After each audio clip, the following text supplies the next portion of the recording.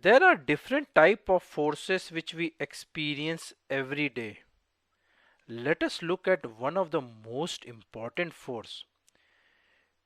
We live on the earth's surface and earth is spherical in shape like a very big ball.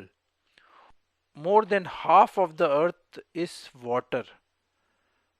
But have you wondered, does this water fall off the ball? No. Let's take another example. Different people live in the different parts of the earth. Some on the upper part of this big ball called as earth, some on the lower part, some on the sides. If we jump, do we continue to go up and up in the sky? Or the people who are living on the lower side, they fall off the earth? No, right? This doesn't happen. But have you wondered why? This is because of a strong man that is present at the center of the earth. Let us look at what this strong man does. He pulls all the things towards it, as if your legs are tied with a rope whose other end is strongly held by this strong man. So you jump up in the air very high and he pulls down back to the ground.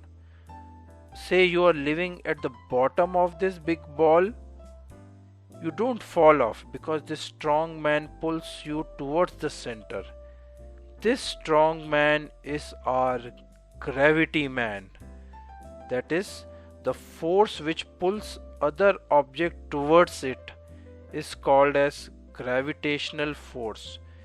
This is a natural force which we experience every day. Without it, we will be floating in the air like balloons. This is also the force which keeps the water on the ground.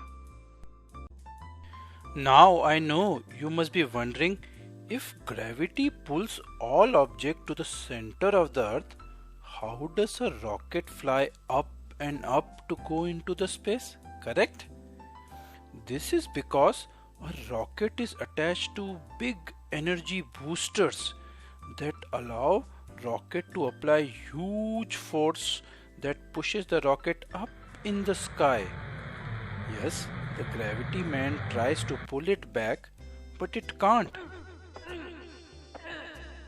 because the force that is pushing the rocket up is more than the force by which the gravity man is pulling it down. And hence the rocket continues to go up and up and up till it is out of the control of gravity man, and then it can freely float in the space by turning off its boosters without worrying of gravity man pulling it down.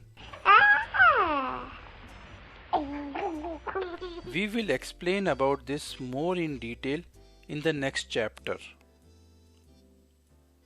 You might have seen the picture of an apple falling down from an apple tree on a man's head, and then the man thinking, why did the apple fall down from the tree instead of going up?